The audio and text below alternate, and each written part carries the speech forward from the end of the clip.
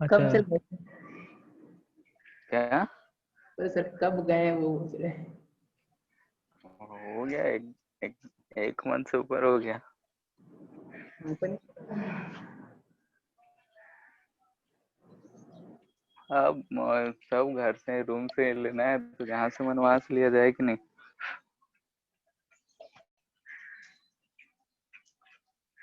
वहां पे रूम में बैठे बैठे बोर हो जाते थे। खैर, हेलो। हाँ सर। चलो ठीक है, देखते हैं क्या होता है। तो हम लोग कहाँ तक पढ़ लिए थे? तो शायद एडी करंट ये सब हो गया था ना।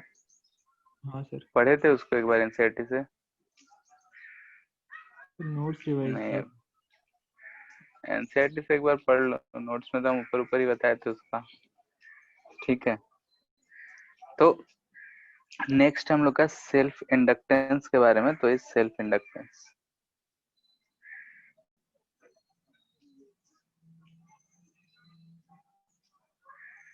ठीक है, नाम से समझ में आ रहा होगा।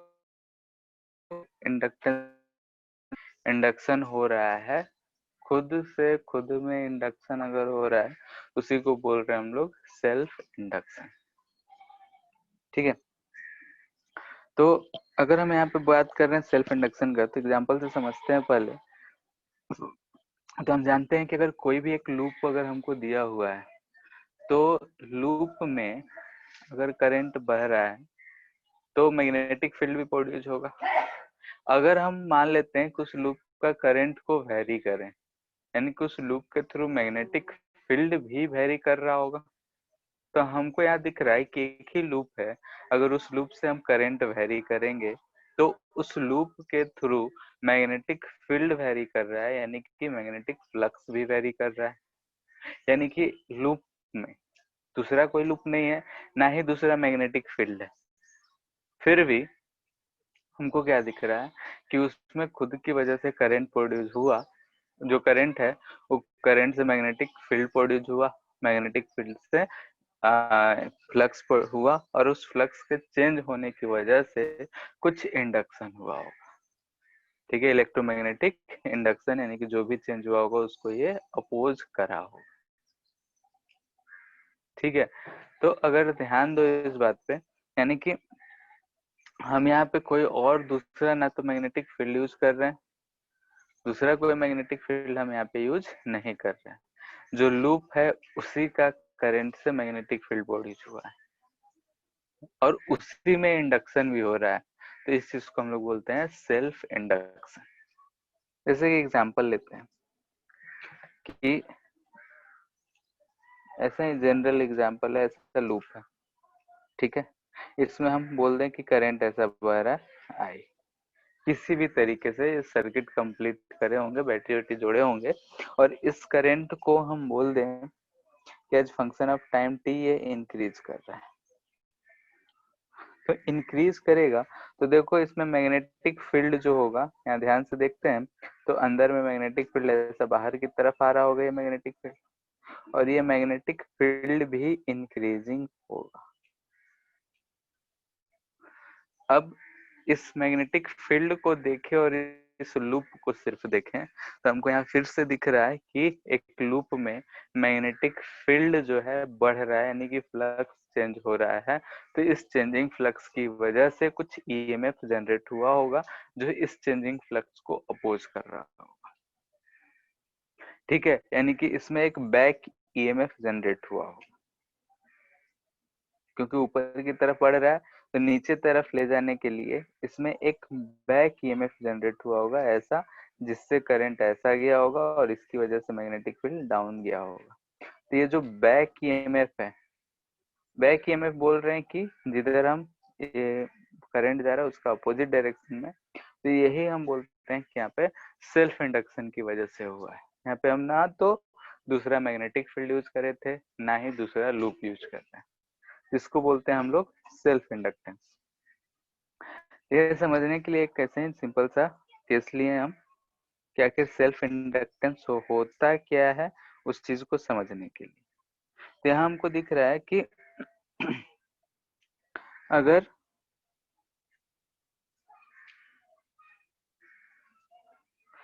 हम लोग यहाँ पे देख रहे हैं कि अगर कोई भी लूप है एक, तो उस लूप के थ्रू उसी में फ्लक्स चेंज की वजह से उसी लूप में ईएमएफ जनरेट हो रहा है, तो इस चीज को हम लोग बोलते हैं सेल्फ इंडक्टेंस। तो इसको क्या डिफाइन कर सकते हैं?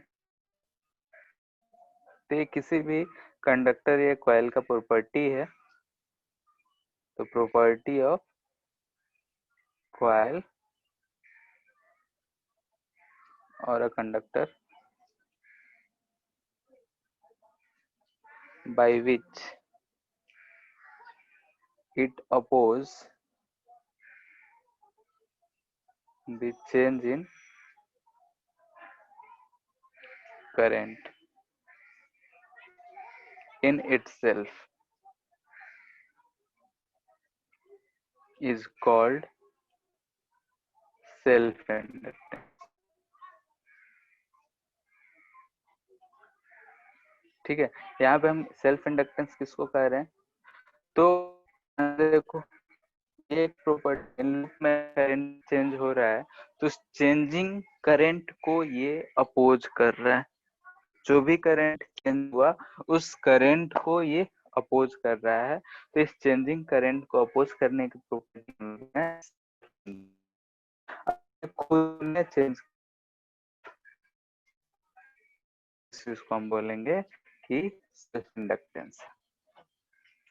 तो यहाँ ध्यान से देखें तो हमको क्या मिल, करंट बढ़ा है, मैग्नेटिक फील्ड बढ़ा, फ्लक्स बढ़ा, यानी कि current is directly proportional here. We see that. Sir आवाज नहीं आ रहा ठीक से। हेलो हेलो, यस अभी आ सर। रहा है? हाँ सर। ठीक है, तो हियर हम लोगों ने क्या देखा कि जो फ्लक्स है लूप के थ्रू वो डायरेक्टली प्रोपोर्शनल टू करंट है। ठीक है, यानी कि फ्लक्स थ्रू लूप। ठीक है, और ये करंट भी उसी लूप का बात हो रहा है, यानी कि अगर हम जिस लूप का बात कर रहे हैं उसी लूप में करंट जो है डायरेक्टली प्रोपोर्शनल टू फ्लक्स, नहीं flux is directly proportional to current, यानी जैसे जैसे हम करंट बढ़ाएंगे वैसे वैसे ये फ्लक्स जो है हमारा वो चेंज होता जाएगा। तो यहाँ से हम क्या लिख सकते हैं कि phi is equal to current. ठीक है, यहाँ एल जो है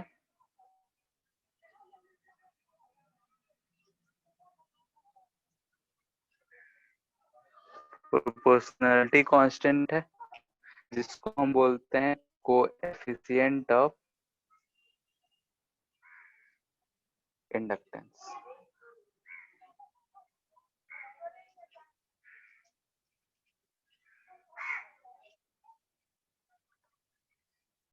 ठीक है, तो यहाँ से हमको फ्लक्स यानी कि खुद में दिख रहा है कि फ्लक्स जो है डायरेक्टली प्रोपोर्शनल टू करंट है, तो हम यहाँ से phi is equal to L I लिख सकते हैं।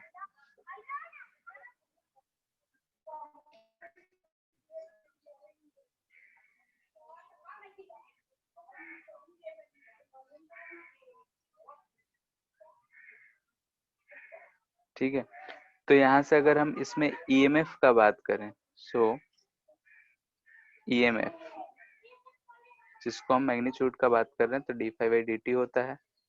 तो इस चीज को हम ये लिख सकते हैं, एल कांस्टेंट है तो L D I by D T.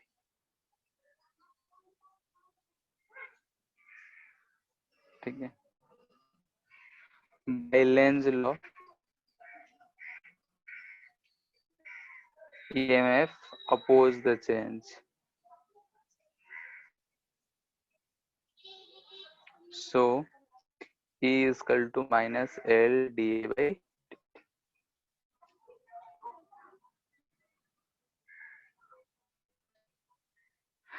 ठीक है, तो यहाँ पे हम लोगों ने देखा कि अगर एक लूप है, अगर उसमें हम करंट को चेंज कर रहे हैं तो उसके थ्रू फ्लक्स भी चेंज हो रहा है, यानी कि flux is directly proportional to current है। तो यहाँ से अगर प्रोपोर्शनल है तो कांस्टेंट आएगा, तो एल आया यहाँ पे कांस्टेंट। इस एल को बोलते हैं हम लोग प्रोपोर्शनलिटी कांस्टेंट, जो कि कहते हैं कोएफिशिएंट ऑफ सेल्फ इंडक्टेंस। अब अगर हमको इसमें ईएमएफ पता करना हो तो ईएमएफ होता है D phi by D T, तो इक्वल टू मैग्नीट्यूड लिख रहे हैं तो L D I by D T आ जाएगा, क्योंकि फाई जो है एल आई है और एल जो है कांस्टेंट। तो यहाँ से हम लेंज लॉ को कंसीडर करते हुए अगर साइन के साथ लिखेंगे तो minus L D I by D T होता है।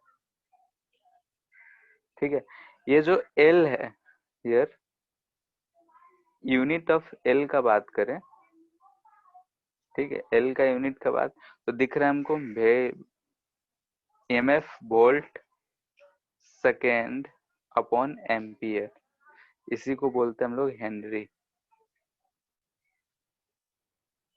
जिसको लिखेंगे कैपिटल एच। ठीक है, तो जो इंडक्टेंस यहाँ पे self coefficient of self inductance का अगर बात कर रहे हैं तो उसका यूनिट होगा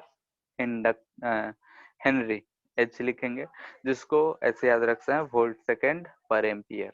अगर कभी डायमेंशन लिखने के लिए पूछा जाए तो इस चीज से हमको ध्यान रखना चाहिए कि E बराबर होता है minus L D I by D T.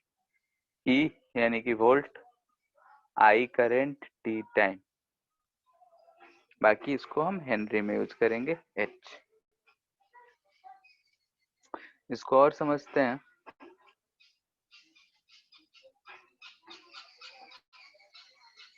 ठीक है,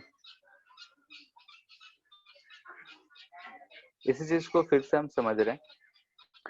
मान लेते हैं कि एक वायर है जिसमें करंट ऐसा आई बह रहा है, ठीक है, यहाँ से हम एक स्विच दे देते हैं, ठीक है, बाकी जो इसका वायर है बहुत दूर है, इससे कोई फर्क नहीं है।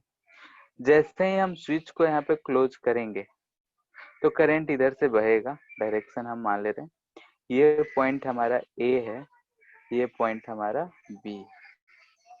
इसमें अगर हम देखेंगे तो मैग्नेटिक फील्ड जो होगा ऐसा लूप बनाया होगा,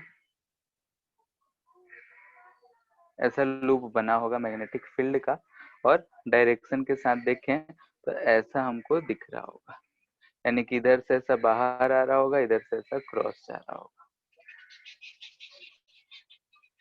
ठीक है, इस केस में तो कोई दिक्कत नहीं है, लेकिन अगर हम मानते हैं कि यही रॉड ऐसा गया, ठीक है, और यहाँ से एक वायर,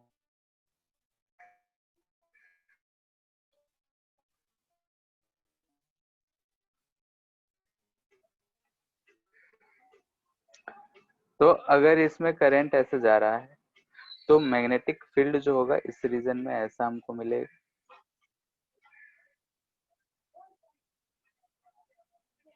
ठीक है, इस रीजन में ये मैग्नेटिक फील्ड है, इस रीजन में जाएंगे तो ऐसा क्रॉस मिलेगा। डायरेक्शन निकाल सकते हैं, इधर करंट है तो आई क्रॉस, ध्यान से देखते हैं क्या होता है। ये करंट ऐसा आई जा रहा है, ये पॉइंट ए बोल रहे हैं, ये पॉइंट बी बोल रहे हैं, ठीक है, और ये लूप हमारा ऐसा रखा हुआ है।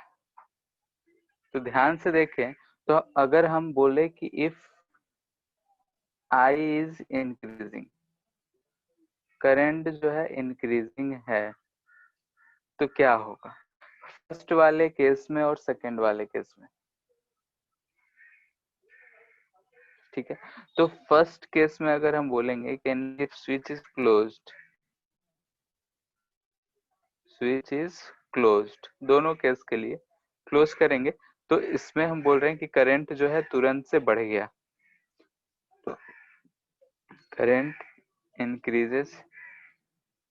ठीक है, जैसे ही हम करे होंगे क्विकली,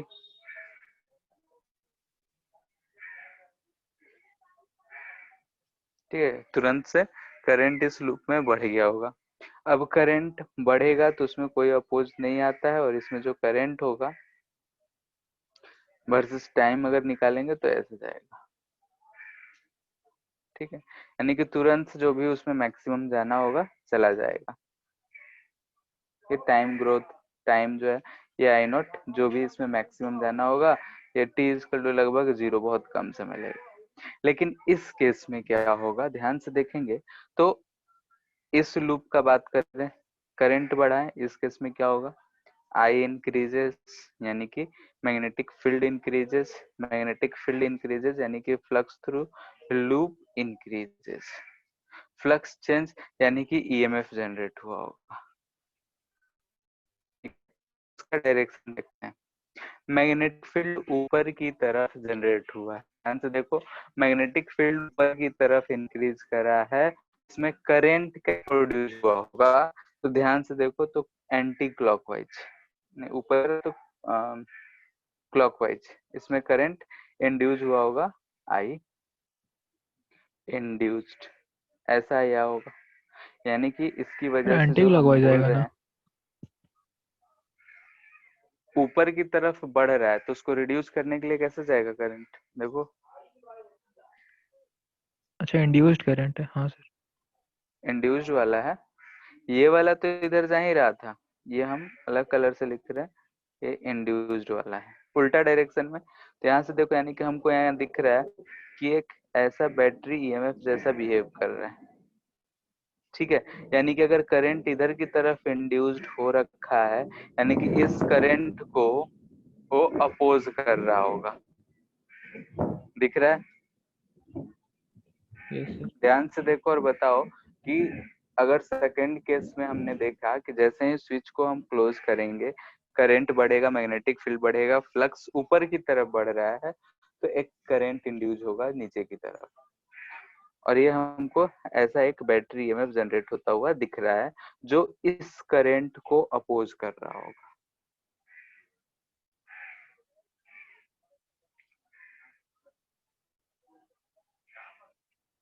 ठीक है, तो यहाँ से हम बोल सकते हैं ईएमएफ इन द लूप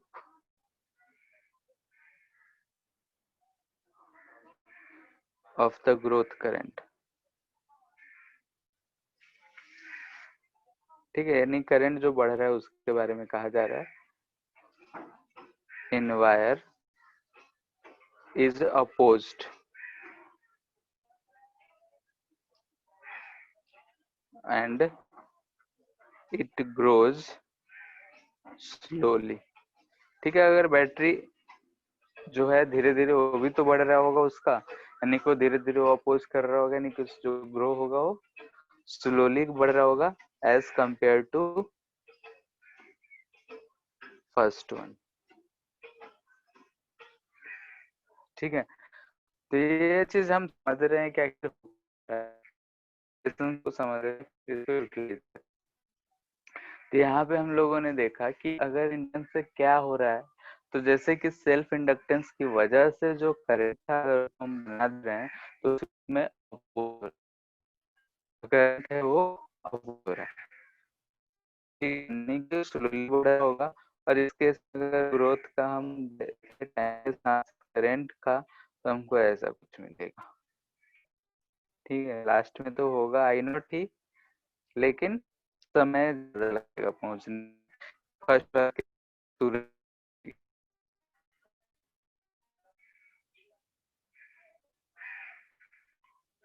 ठीक है,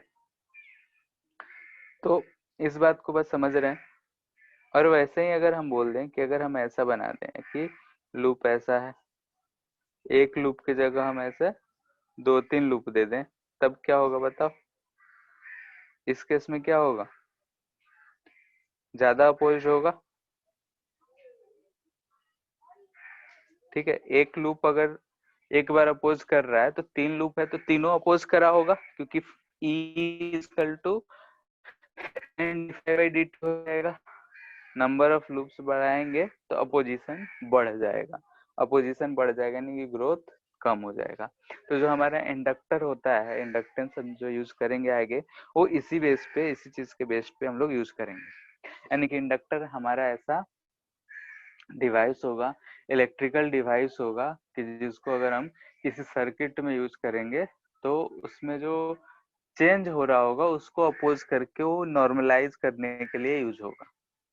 कभी कभी होता है कि तुरंत से बढ़ गया करंट, घट गया, तो ये चीज उसको अपोज करके बाहर जो हम इलेक्ट्रिकल सर्किट यूज करेंगे उसमें ये हमको नॉर्मलाइज करने में मदद करेगा। ठीक है, यानी कि ग्रोथ को कम कर देगा, ज्यादा तेज बढ़ेगा तो कम कर देगा, कम होगा तो बढ़ाएगा, ऐसा कुछ करेगा। क्योंकि अगर उल्टा देखें, करंट घटाएंगे तो जो है ये सपोर्ट करेगा, यानी कि करंट को बढ़ाने का कोशिश करेगा। ध्यान को इस लूप में हम करंट को घटाए, मैग्नेटिक फील्ड बाहर की तरफ हटेगा, यानी कि उस समय एंटी क्लॉकवाइज बहेगा, यानी कि सपोर्टिव हो जाएगा, यानी कि घटते हुए करंट को बढ़ाना चाहेगा, अभी बढ़ रहा है तो घटा रहा है। तो इंडक्टर हम लोग यूज करेंगे तो इसी चीज का फायदा उठाएंगे हम लोग, इस चीज जो भी चीज पढ़ेंगे। अगर ये बात समझ गए तो हमारा जो भी कहानी है कि जो भी हम यूज करेंगे सेल्फ इंडक्टर है, उसको हम इंडक्टर कब कहेंगे ये बात देखते हैं। तो इसी चीज पे यूज करेंगे कि अगर वो करंट, उसके थ्रू करंट अगर घटेगा तो उसको बढ़ाना चाहेगा, बढ़ेगा तो घटाना चाहेगा। ठीक है, तो वही अब इंडक्टर के बारे में हम लोग पढ़ने जा रहे हैं। ये था अंडरस्टैंडिंग के लिए ऊपर वाला जो भी था, सेल्फ इंडक्टेंस ऑफ सोलेनोइड। ठीक है, सोलेनोइड के लिए हम लोग देख रहे हैं, क्योंकि सोलेनोइड भी लूप ही का बना होता है। तो अगर हम देखें,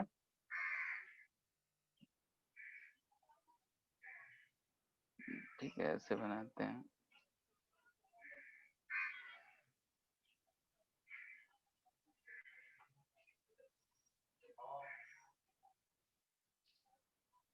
ठीक है। बाकी फिगर्स हमको यहाँ पे उतना ज्यादा मतलब है नहीं, सब चीज हम लोग इसका पढ़ चुके हैं। ऐसे सोलेनोइड है, ठीक है, इसमें नंबर ऑफ लूप्स तो ज्यादा होते हैं, हम जानते ही हैं। ऐसे सोलेनोइड है, करंट इधर से जा रहा है तो इसमें करंट ऐसा बह रहा होगा। ठीक है, n नंबर ऑफ टर्न्स है, ये लेंथ l होगा, तो हम लोग एक स्मॉल n टर्म डिफाइन करते हैं n बाई l। इसमें जो मैग्नेटिक फील्ड है ध्यान से देखो तो इस डायरेक्शन में ऐसा होगा अंदर में, तो magnetic field b inside long solenoid है। ठीक है, लॉन्ग के b लिखेंगे तो म्यू नॉट ni लिखते हैं, यानी कि लिख सकते हैं mu not number of turns n by l। ठीक है, तो ये मैग्नेटिक फील्ड हो गया।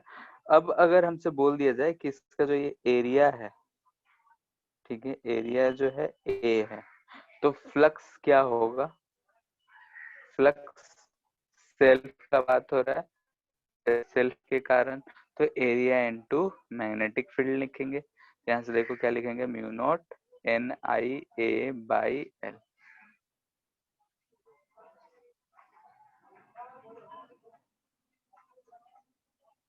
ठीक है, अगर मैं तो बैक ईएमएफ हम बोल सकते हैं, तो ईएमएफ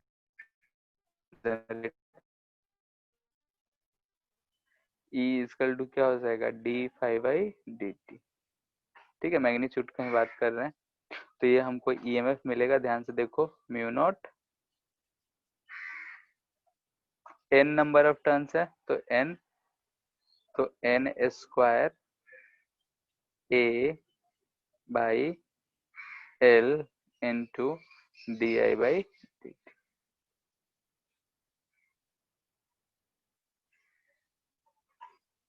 ठीक है, यानी कि mu naught N square A by L D I by D T. इसको यहाँ से अगर देखें तो यहाँ से हम लिखते हैं mu naught N A by L. अच्छा, एन नंबर ऑफ टर्न्स के लिए इसको यहाँ पे एन स्क्वायर लिख सकते हैं,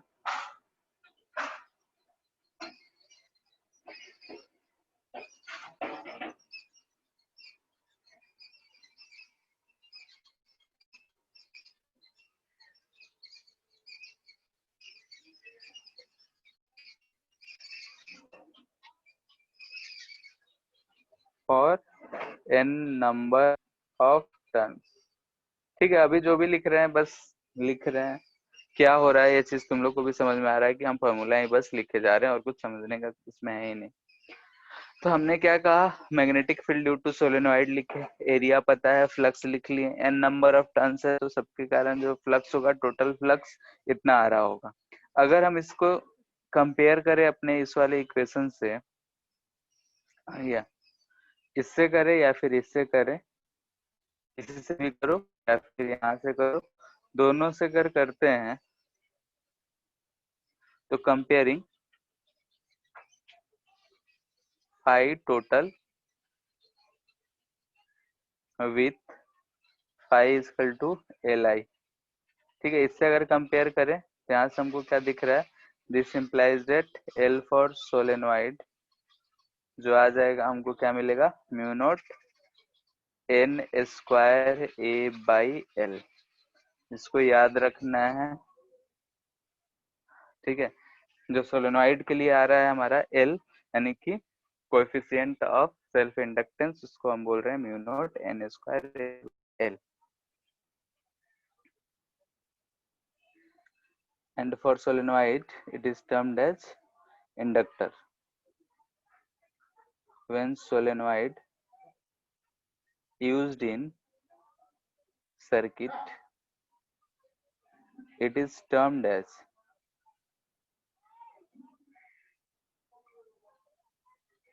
इंडक्टर। ठीक है, इसको इंडक्टर बोलेंगे। रिप्रेजेंट कैसे होगा, तो ऐसा। ठीक है, सर्किट में अगर ऐसा कुछ दिख रहा है तो इसको इंडक्टर बोलते हैं। अगर करंट इधर से जा रहा होगा तो इसको प्लस, ये माइनस। ठीक है, और इसका रिप्रेजेंट करने के लिए एल, एल क्या है, तो कोएफिशिएंट ऑफ सेल्फ इंडक्टेंस। ठीक है, जैसे रेजिस्टेंस यूज करें, कैपेसिटेंस यूज करें, अलग अलग चीजें हम लोग यूज कर रहे हैं, वैसे ही यहाँ पे हम लोग इंडक्टर यूज कर रहे हैं। तो इंडक्टर को ऐसा रिप्रेजेंट करेंगे सिंबॉलिकली, और एल लिखते हैं, जैसे कि आर लिखते हैं वहां पे, तो यहाँ पे एल लिखेंगे और एल कहलाएगा ये हमारा कोएफिशिएंट ऑफ सेल्फ इंडक्टेंस। ठीक है, और इसके क्रॉस का अगर पोटेंशियल डिफरेंस लिखना हो, ई, तो ये लिखेंगे एल, इसमें से करंट अगर आई बार है तो L D I by D T. ठीक है, ये पोटेंशियल डिफरेंस हो गया, पोटेंशियल डिफरेंस। ठीक है, पोटेंशियल डिफरेंस जो होगा is equal to L D I by D T होगा। अब साइन हम लोग देखेंगे कि L D I by D T minus में अगर हम ऐसे लिखते हैं करंट के हिसाब से, तो माइनस लगा लेंगे, बढ़ता हुआ रहेगा तो नेगेटिव, घटता हुआ रहेगा तो पॉजिटिव। बाकी अगर हम मैग्नीट्यूड का वाइज कर रहे हैं तो magnitude L D I by D T लिखेंगे। इसको कैसे हम सर्किट में यूज करेंगे उस चीज पे अगर हम बात करते हैं, इन सर्किट, सर्किट में हम कैसे यूज करेंगे इस चीज को, तो जैसे कि अगर हम बोल दें कि ऐसा एक इंडक्टर है, ठीक है, यहाँ से करंट जा रहा है, ये पॉइंट ए है, ये पॉइंट बी है, और बोल रहा है कि ये आई जो है कांस्टेंट है। ठीक है, इसका सेल्फ इंडक्टेंस एल है। तो अगर हम इसमें आई बोल रहे हैं कांस्टेंट है, यानी कि ईएमएफ, यानी कि हम वी ए बी, इसका मतलब क्या हुआ, V A minus B B जो हम बोल रहे हैं, यानी कि ईएमएफ बोल रहे हैं, जो कि होता है L D I by D T. हम सिर्फ मैग्नीट्यूड का बात कर रहे हैं, आई कांस्टेंट है तो ये जीरो होगा। इसका मतलब potential of A and potential of B is same. This implies that potential of A is equal to potential of B. यानी कि अगर इससे कांस्टेंट करंट पास हो रहा है तो ये और कुछ नहीं बल्कि इसको हम ऐसे रिप्लेस कर सकते हैं कि एक वायर है बस, और कुछ नहीं, यहाँ से करंट आई जा रहा है। ठीक है, यानी कि अगर हम सर्किट में यूज कर रहे हैं, इसमें से करंट अगर कांस्टेंट है यानी कि ये एक वायर है, उसके अलावा कुछ नहीं है। अगर रेजिस्टेंस इसका दे रखा होगा तो रेजिस्टेंस होगा, नहीं तो हम जनरली रेजिस्टेंस को नेग्लेक्ट करते हैं। ठीक है, तो अगर रेजिस्टेंस दिया होगा तो ठीक है, अगर नहीं दे रखा है तो हम सिंपली एक वायर से रिप्लेस कर देंगे, नहीं कि शॉर्ट सर्किट कर देंगे। यानी इंडक्टर को हटा के ऐसा हम एज्यूम कर सकते हैं, कब, जब करंट इसमें कांस्टेंट हो, यानी कि point A and point B का जो पोटेंशियल होगा सेम होगा, तो इसका रहे ना रहे कोई फर्क नहीं पड़ता है। ठीक है, ये फर्स्ट है। सेकेंड, यही इंडक्टर है हमारे पास और इसमें से कह रहा है कि ये आई जो है फंक्शन ऑफ टाइम टी है और इंक्रीजिंग है। ठीक है, ये करंट इधर से इधर इंक्रीज कर रहा है, ये पॉइंट हमारा ए है, ये पॉइंट हमारा बी है। तो इसमें अगर हमको V A minus V B लिखना है तो हम लिखेंगे E M F E is equal to current increasing है तो ई बराबर होता है minus L D I by D T. ठीक है, तो L D I by D T current जो है इंक्रीजिंग है। अगर इंक्रीजिंग है इसका मतलब ये वाला चीज पॉजिटिव, आई इंक्रीजिंग यानी कि हम बोल सकते हैं D I by D T जो है ये ग्रेटर देन जीरो यानी कि पॉजिटिव है। अगर वो पॉजिटिव है यानी कि ये वाला वैल्यू जो हमको मिल रहा है निगेटिव मिल रहा है। ठीक है, यानी कि potential of A is less than potential of B और इसके बीच में ईएमएफ इतना होगा। यानी कि इस केस में हम इसको कैसे रिप्लेस कर सकते हैं, तो ये हमको ऐसा बिहेव करेगा कि एक ऐसा बैटरी होगा जिसका ईएमएफ ई है, ये पॉइंट ए है, ये पॉइंट बी है। ठीक है, यानी कि इस केस में हमको दिख रहा है कि ये जो इंडक्टर है हमको एक ईएमएफ की तरह ट्रीट हो रहा है जो इस बढ़ते करंट को घटा देगा। ठीक है, यानी कि ये करंट जो होगा ऐसा होगा कि ये बढ़ते करंट को घटाने का कोशिश करेगा। ठीक है, अगर हम फिर से थर्ड देखते हैं, थर्ड अगर देखें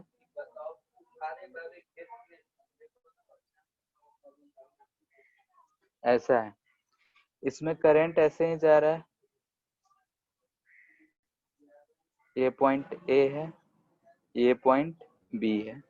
करंट जो है इस केस में फंक्शन ऑफ टाइम टी तो है लेकिन डिक्रीजिंग है। ठीक है, अगर ये करंट डिक्रीजिंग है तो इसमें जो ईएमएफ ऐसा जनरेट होगा जो इस करंट को सपोर्ट करेगा, यानी कि अगर वी माइनस वी लिखेंगे ये लिखेंगे E equal to minus L D I by D T. अब यहाँ देखो ये करंट घट रहा है तो यहाँ से D I by D T जो होगा ये लेस देन जीरो होगा, निगेटिव होगा। ये नेगेटिव यानी कि पॉजिटिव मिल रहा है, नहीं ग्रेटर देन जीरो मिल रहा है। तो यहाँ से हमको क्या मिल रहा है, V is greater than V B, यानी कि इस केस में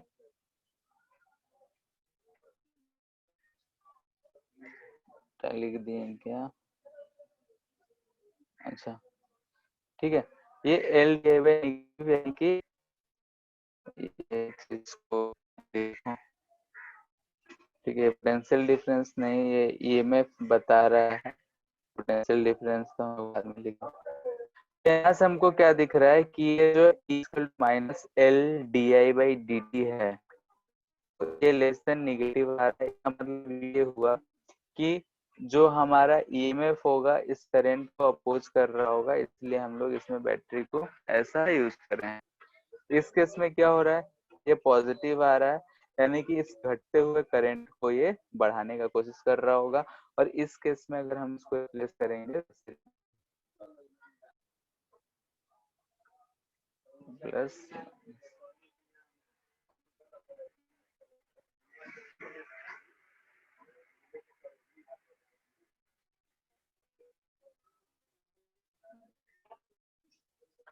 ठीक है, तो लोग देख रहे हैं इंडक्टेंस को, तो अगर हम लोग को इसको सर्किट में यूज करना है तो इस बात को ध्यान में रखना है। यानी कि अगर इंडक्टर किसी सर्किट में लगा हुआ है, उस सर्किट में कांस्टेंट करंट पास कर रहा है, यानी कि सिंपली उसको वायर से रिमूव कर दो। इंक्रीजिंग है तो उसको अपोज करेगा, यानी कि पीछे की तरफ ईएमएफ लगेगा। अगर डिक्रीजिंग है तो आगे की तरफ ईएमएफ लगेगा, यानी कि उस करंट को बढ़ाना चाह रहा हो।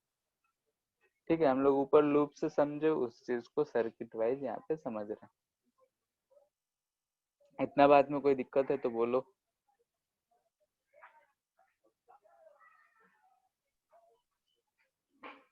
चंदन। No sir. ठीक है,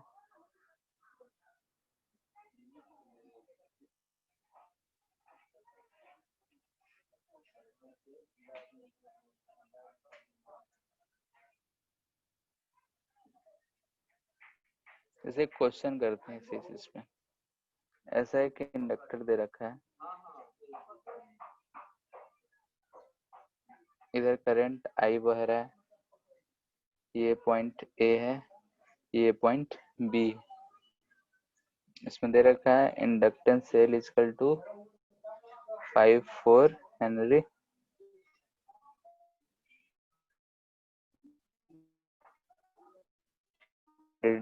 आई by D T equal to minus 0.03 ampere per second. Find first self-induced EMF, second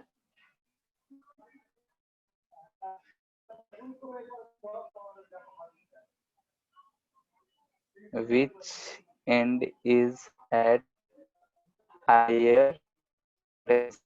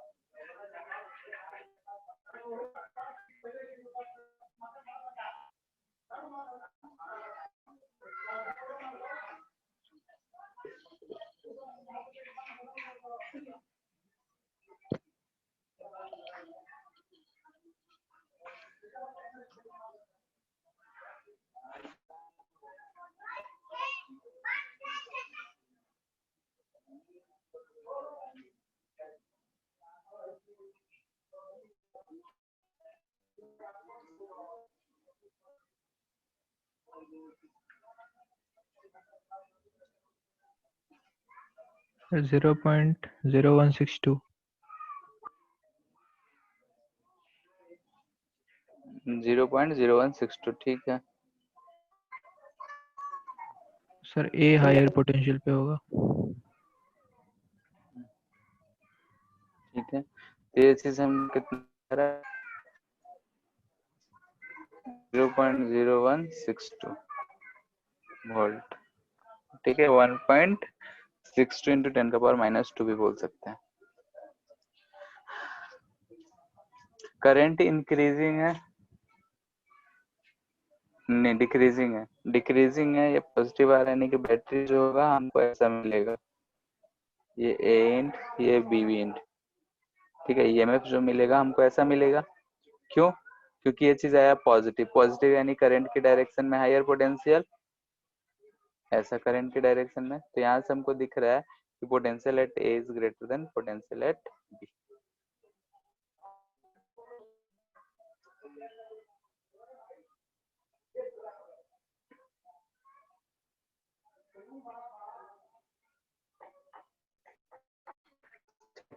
इसी चीज को सर्किट में यूज करेंगे तो ग्रोथ देख रहे हैं, ग्रोथ ऑफ करंट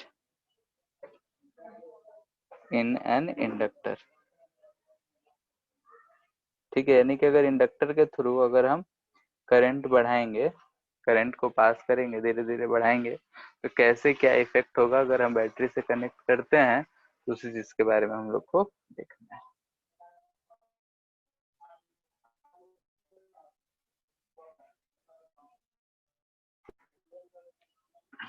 ठीक है,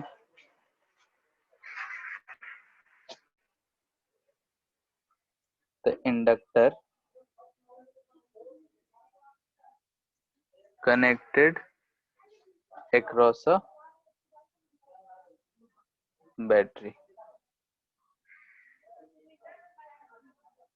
अगर हम बैटरी के क्रॉस कनेक्ट करें हैं तो क्या होगा, ये हमारा इंडक्टर हो गया, इसको हम किसी एक बैटरी के क्रॉस में ऐसे कनेक्ट कर दिए, ये स्विच है, इसका हम पोटेंशियल बोल रहे हैं, मान लेते हैं कि ई है, ये प्लस माइनस, ये पॉइंट ए, ये पॉइंट बी। ठीक है, तो ऐसा है हमारे पास, अगर हम स्विच को क्लोज करेंगे तो क्या होगा, उसी चीज पे चर्चा करना है। तो एक बार सोचो कि क्या होगा, तुम लोग फिर बताओ।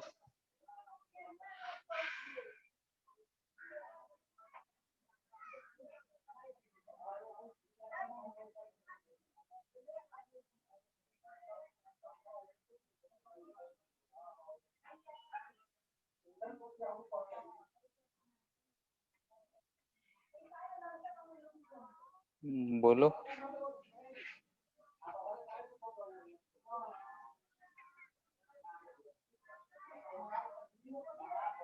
सर इंडक्टर में एक इंड्यूस्ड करंट आएगा जो इसको अपोज करेगा। अपोज करेगा तो ग्रोथ कैसा होगा, मतलब फास्ट तुरंत हो जाएगा, धीरे धीरे होगा, कैसा होगा, वही सब चीज चेक करना है।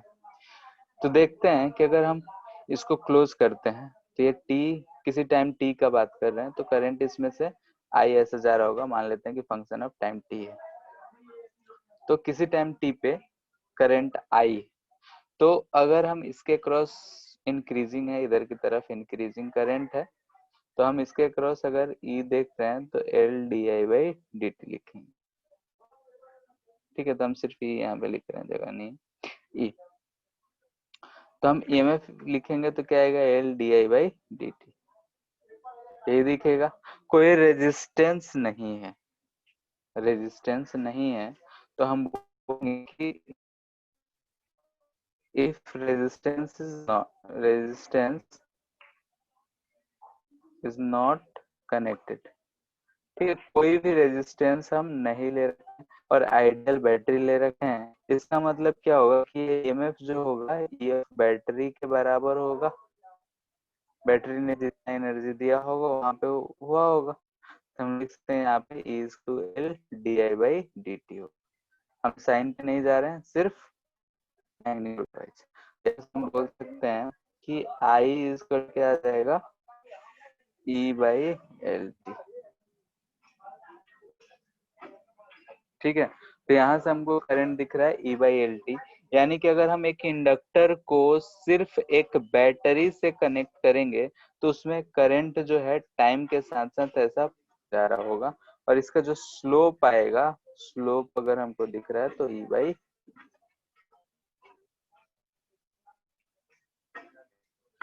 ठीक है। तो जैसे अगर हम एक इंडक्टर को किसी बैटरी के क्रॉस जोड़ रहे हैं, तो जैसे जैसे उसमें करंट बढ़ रहा होगा वो अपोज कर रहा होगा, यानी कि बढ़ते करंट को अपोज कर रहा होगा, उसमें कुछ ईएमएफ जनरेट हुआ होगा, लेकिन इसमें कोई रेजिस्टेंस या कुछ भी और अदर सर्किट एलिमेंट्स नहीं है, तो जो भी ईएमएफ बैटरी का होगा वही इंडक्टर का होगा। तो हम इक्वेट करके सॉल्व करें तो यहाँ से हमको दिख रहा है कि जो करंट है इस सर्किट में टाइम के साथ साथ लिनियरली बढ़ रहा है, लिनियरली बढ़ रहा है, और slope equal to E by L.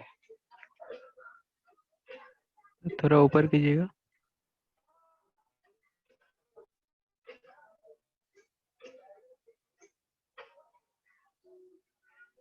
Sir नीचे थोड़ा।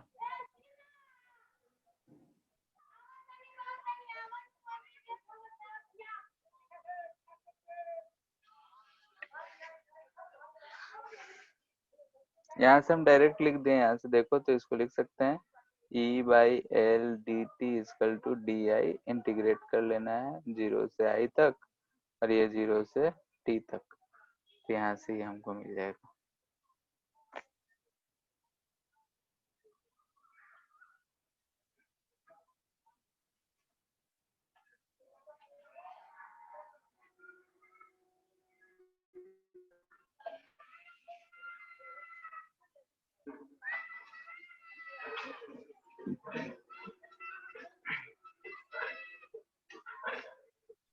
हो गया सर। तो ये स्ट्रेट लाइन का इक्वेशन दिख रहा है हमको, तो स्ट्रेट लाइन है तो ऐसा आएगा। तो ये सिंपल सा केस था इसमें, लेकिन अगर हमको अगर बोलते हैं कि रेजिस्टेंस दे रखा होगा तब क्या करेंगे? Second, growth of current in RL circuit.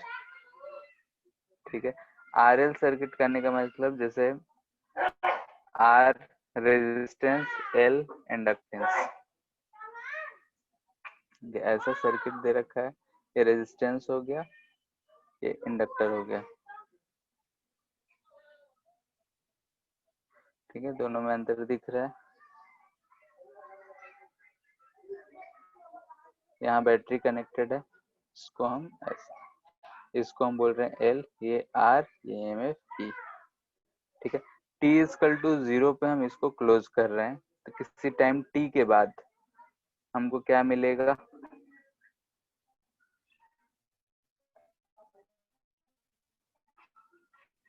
ठीक है, एट टी हमको इसमें से करंट ऐसा आई कुछ बहता हुआ मिलेगा, ये रेजिस्टेंस आर है, ये एल है, ये ईएमएफ ई है।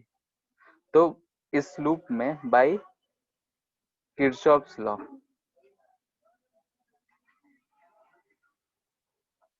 ठीक है, यानी केवीएल, किरचॉफ्स वोल्टेज लॉ, हम क्या लिख सकते हैं? ध्यान से देखो, करंट का डायरेक्शन में ही घूम रहे हैं, तो ई माइनस आई आर और उसके cross minus L D I by D T, close loop यही लिखेंगे। ध्यान से देख के बोलो, बैटरी है, हम इधर से चल रहे हैं, तो यहाँ से ई प्लस ई, इसके क्रॉस माइनस आई आर, इसके cross minus L D I by D T. ठीक है, बस अब इसी को सॉल्व कर लेना है, तो क्या होगा ये चीज हमको मिल जाएगा, उसके बाद हम डिस्कस कर लेंगे। तो यहाँ से हमको दिख रहा है कि D I by D T जो है वो हमको मिल जाएगा E minus I R upon L.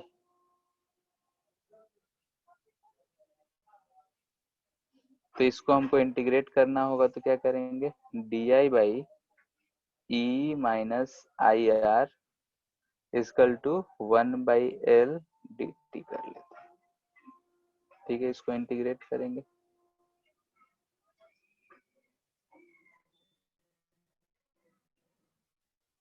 इसको अगर इंटीग्रेट करेंगे तो यहाँ से देखो कि ये माइनस है, इधर आ जाएगा हमारा माइनस 1 बाई आर और ये एल होगा E minus I R, limit put कर देंगे 0 से I is equal to 1 by L T. यहाँ से हमको क्या मिल रहा है? L N E minus I R upon E is equal to minus R by L T. क्या लिख सकते हैं? ध्यान से देखो, आई हमको फाइंड करना है कि करंट कैसे चेंज होगा, तो यहाँ से हमको दिख रहा है 1 minus I R by E is equal to E raise to power minus R T by L. तो आई इजकल टू क्या हो जाएगा? 1 minus E raise to power minus R T by L into E by R. तो E by are क्या होगा? यहाँ ध्यान से देखो कि E by R maximum current होगा, तो इसको लिख सकते हैं I not 1 minus E raise to power minus R T by. ठीक है, अभी ये चीज हम लोग जो भी देखे वो सिर्फ मैथमेटिकल देखें, कि करंट जो है ऐसा कुछ आ रहा है।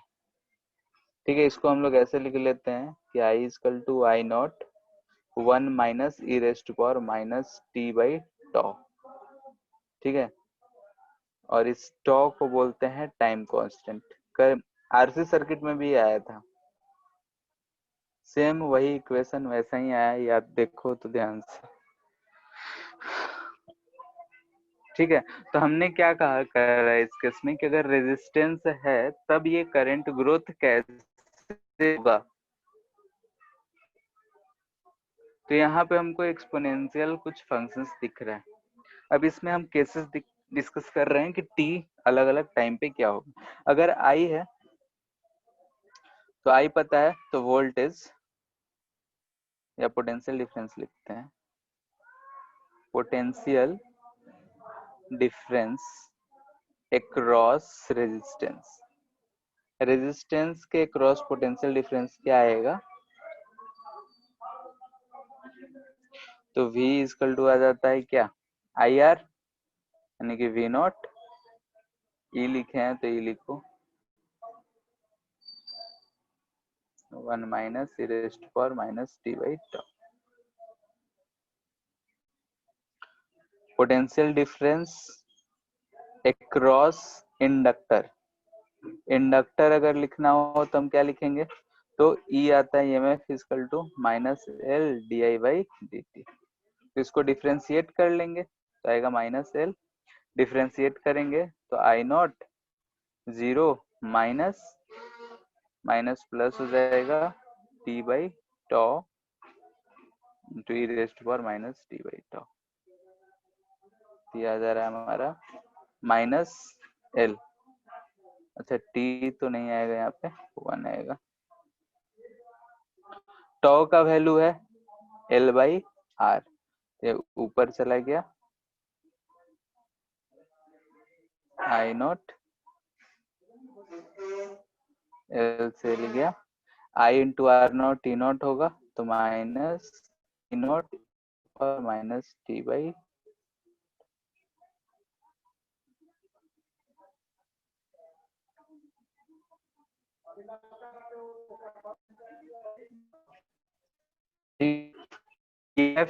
क्रॉस जो है इंडक्टर इस केस में minus E not E raised to power minus T by tau. ठीक है, इंक्रीजिंग माने हैं सब जगह positive, delta T by T positive माने, D I by D T वो पॉजिटिव माने, निगेटिव होता तो वही चीज होता। ये इक्वेशंस आए हैं हमारे, इसी से देखते हैं cases. First at t equal to 0, तो टी इक्वल टू 0 आई का वैल्यू देखते हैं क्या आता है।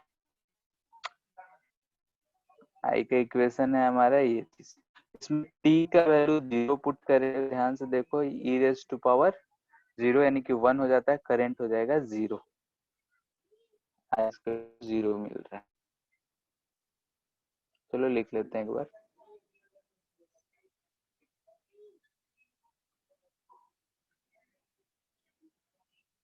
ठीक है ये चीज है। टी का वैल्यू अगर हम 0 पुट करेंगे तो ई का पावर 0 1 होता है, तो 1 माइनस 1 ये 0 मिलेगा। यानी कि अगर ये सर्किट हमको दे रखा है, इसको अगर हमको इक्वेशन में सॉल्व करना होगा तो एट टी इक्वल टू 0 अगर हम करंट 0 है, इसका मतलब ये ऐसा बिहेव कर रहा है। ठीक है, यानी कि ओपन सर्किट जैसा बिहेव कर रहा है। टी इक्वल टू 0 पे अगर हमको सर्किट में दिया होगा तो डायरेक्टली हटा देना है वहां से सर्किट को, ओपन सर्किट जैसा बिहेव करेगा। कैपेसिटर केस में हम लोग ऐसा डिस्कशन किए थे कि टी इक्वल टू 0 और टी इक्वल टू इन्फिनिटी पे क्या आया था, वही चीज यहाँ पे। सेकेंड इक्वल टू इन्फिनिटी पे क्या होगा, ठीक है। और ईएमएफ के बारे में बात करें तो टी इक्वल टू 0 पे देखें तो सारा पोटेंशियल डिफरेंस इसी के क्रॉस है, यानी कि इसका अगर ई नॉट है तो यहाँ भी ई नॉट ही होगा, इसके क्रॉस वी जो होगा 0 होगा, तो करंट 0 होगा। यहाँ से देखो तो अगर 0 करेंगे तो ई नॉट आ जाएगा। टी इन्फिनिटी करेंगे तो आई क्या आएगा, I not equal to 1 minus E raise to power infinity हो जाएगा माइनस में। तो माइनस इन्फिनिटी का मतलब होता है कि 1 by e raise to power infinity, तो 0 हो जाएगा, तो ये हमको मिलेगा आई नॉट। यानी कि इन्फिनिटी पे जो करंट बह रहा होगा ये आई नॉट होगा, और ये कांस्टेंट हो गया। अब कांस्टेंट हो गया तो इस चीज को बोलते हैं हम लोग एसटीडी स्टेट। एसटीडी स्टेट में करंट कांस्टेंट बन रहा है, यानी कि इस केस में हमको क्या बिहेव हो रहा है। और यहाँ पे अगर हम ईएमएफ का बात करें, ई इंडक्टर के क्रॉस, तो ये आया था minus E not e raise to power minus infinity हो जाएगा, यानी कि हमको मिल रहा है 0। इसका मतलब क्या हुआ कि जो हमारा सर्किट है जो ऐसा था पहले, अगर हम स्विच ऑफ कर दिए आफ्टर लॉन्ग टाइम ये जो हो जाएगा ऐसा बिहेव करेगा, यानी कि ये पॉइंट ए और बी था, तो अब ये ए और बी पॉइंट शॉर्ट सर्किट जैसा बिहेव कर रहा है, क्योंकि अब जो है इसके बीच में पोटेंशियल डिफरेंस नहीं है।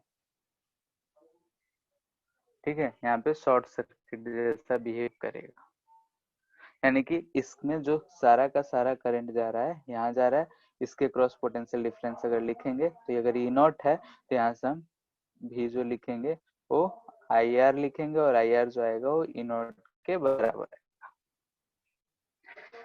ठीक है, तो इस चीज को ध्यान में रखना है कि अगर करंट जो है सर्किट जो है अगर करंट बह रहा है, अगर रेजिस्टेंस है इंडक्टर के साथ साथ, तो ऐसा वेरी कर रहा होगा। तो हम देख रहे हैं कि अगर आई वर्सेस टाइम कर्व बना है इसमें, तो t इजकल टू 0 पे 0 है और इन्फिनिटी पे कांस्टेंट हो जा रहा है, यानी कि करंट ऐसा गया होगा,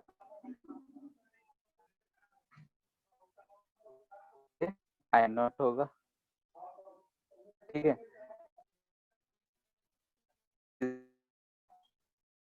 0 का और t इजकल टू इन्फिनिटी पे कांस्टेंट करंट, तो इन्फिनिटी पे जाके ऐसा कांस्टेंट रहेगा, इसका कर्व ऐसा कुछ जाएगा आई का। अब जो टाइम कांस्टेंट होता है इसमें टाइम कांस्टेंट से वैसे ही हम डिफाइन करते हैं कि अगर ये टाइम कांस्टेंट टॉ जो है जिसको हम एल बाई आर बोल रहे हैं, तो ऐसा टाइम जब ये जो करंट है 63% हो जाए। ठीक है, तो सेम चीज वहां भी था, चार्ज 63% हो जा रहा था, तो उसी चीज को टाइम कांस्टेंट बोलते थे। तो यहाँ भी टाइम कांस्टेंट उसी चीज को बोल रहे हैं, जब current grows to 63% of total value. तो यहाँ पे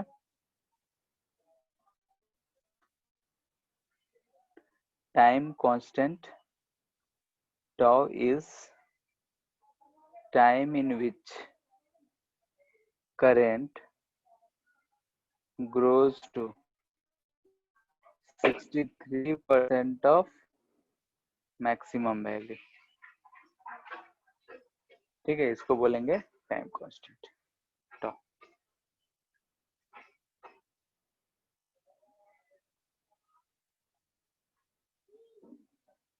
ठीक है, तो यहाँ से हमको क्या समझ में आ रहा है कि अगर इस बात को ध्यान में रखना है, ये वाला चीज कि जब टाइम 0 हो उस समय इनिशियली इसको हमको ऐसा रिप्लेस कर देना है, जब स्टेडी स्टेट हो तो इसको शॉर्ट सर्किट कर देना है, और सॉल्व करना है। बाकी बीच में के लिए हमको इक्वेशन यूज करने पड़ेंगे किसी भी टाइम टी पे। तो हमको पोटेंशियल निकालना हो तो करंट निकालना हो तो ये इक्वेशंस को यूज करके सॉल्व करना पड़ेगा। इतना बात क्लियर है?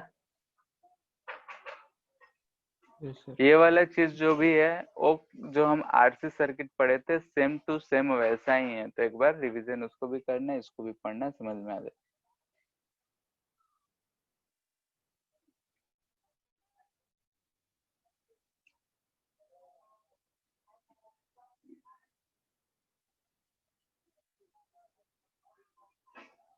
ठीक है, क्वेश्चन इस पे कर लेते हैं।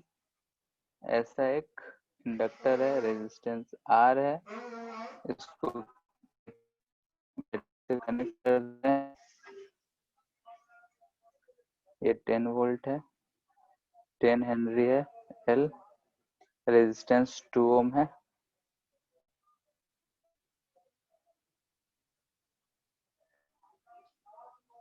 बोल रहा है कि how much time it will take to reach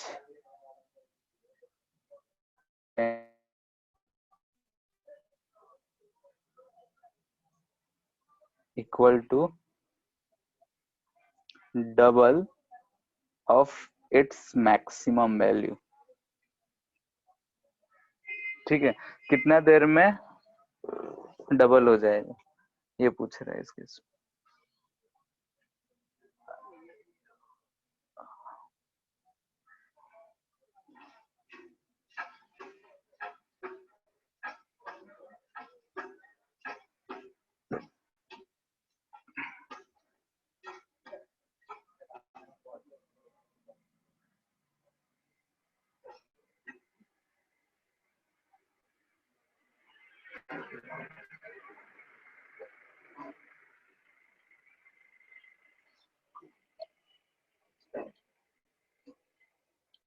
बोलो क्या करना है इसमें? तो सिंपल है, आई इक्वल टू लिखते हैं I not 1 minus E raise to power minus T by tau. यहाँ पे टॉ का वैल्यू देखो तो एल बाई आर होता है, एल का वैल्यू है 10 और आर का वैल्यू है 2, 10/2 यानी कि 5। ये आ जाएगा। आई बोल रहा है हाफ डबल हो जाए। अच्छा, डबल कैसे हो सकता है? हाफ लिखो यहाँ पे। ठीक है, मैक्सिमम वैल्यू का डबल कैसे हो जाएगा? हाफ। यहाँ से हम लिखेंगे I not by 2 I not 1 minus E raise to power minus 5t। यार तुम ठीक है, फालतू सॉल्व कर बोलते लेना है। रहोगी, नहीं जाएगा। तुम सर उधर रखो, पैर इधर रखो।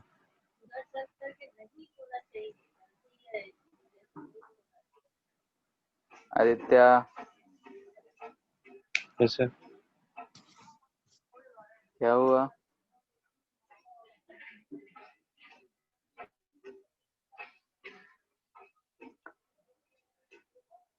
ठीक है, तो यहाँ से आई इक्वल टू दिख रहा है I not 1 minus E raise to power T by tau.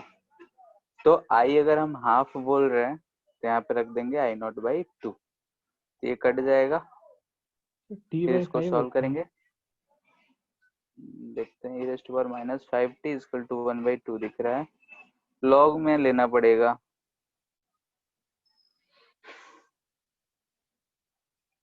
यहाँ से ln ई रखेंगे तो इधर आ जाएगा -5t, इधर ln 1/2, ये तो 1 हो जाएगा। t इक्वल टू आ जाएगा ln 2/5, 693/5। ऊपर नीचे 2 2 से मल्टीपल कर लो, आसान हो जाएगा। 6 8 13 यानी कि 0.1386 इतना सेकेंड। ठीक है, सेम चीज देखोगे आरसी सर्किट में जो हमने पढ़ा था वही चीज यहाँ भी है। ठीक है, इस चीज को एक बार और रिवीजन कर लेना, और आरसी सर्किट में जो जो चीज पढ़े थे वो भी रिवीजन कर लेना कि वही चीज यहाँ भी है।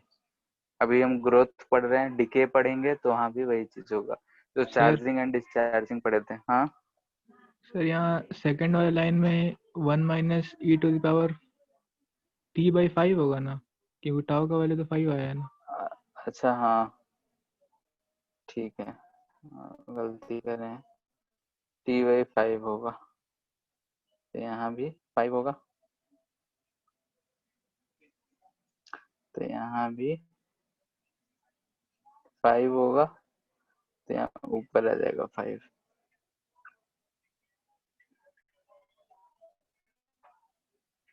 ठीक है, ठीक है। तो इस चीज को एक बार रिवीजन कर लेना। चार्जिंग डिस्चार्जिंग ऑफ कैपेसिटर जो पढ़े थे, वही यहाँ पे ग्रोथ और डीके ऑफ करंट होगा। सेम चीज आएगा, सेम तरीका होगा, सब कुछ सेम होगा। ये था हमारा ग्रोथ। नेक्स्ट क्लास में हम लोग देखेंगे कि वही डीके ऑफ करंट, फिर सीरीज पैरेलल, और उसके बाद म्यूचुअल इंडक्टेंस। 3 टॉपिक इस चैप्टर में हम लोग का बच गया है। नेक्स्ट चैप्टर में खत्म हो जाए या फिर उसके अगले। ठीक है, उसके बाद एसी करंट देखेंगे। आज के लिए इतना ही रहने दे रहे हैं, इसको एक बार रिवीजन करना है। और मॉड्यूल मिल गया ना इसका? हाँ सर। ठीक है, आज रात में देखते हैं, देख के तुम लोग को बोल देंगे कि कहाँ तक हो सकता है। अब लगभग मोस्टली हो जाना चाहिए, क्योंकि 3 मैक्सिमम 2 से 3 लेक्चर लगेगा खत्म होने में। सॉल्व करो। ठीक है, फिर आज के लिए ठीक है। इतना ही एंड कर रहे हैं।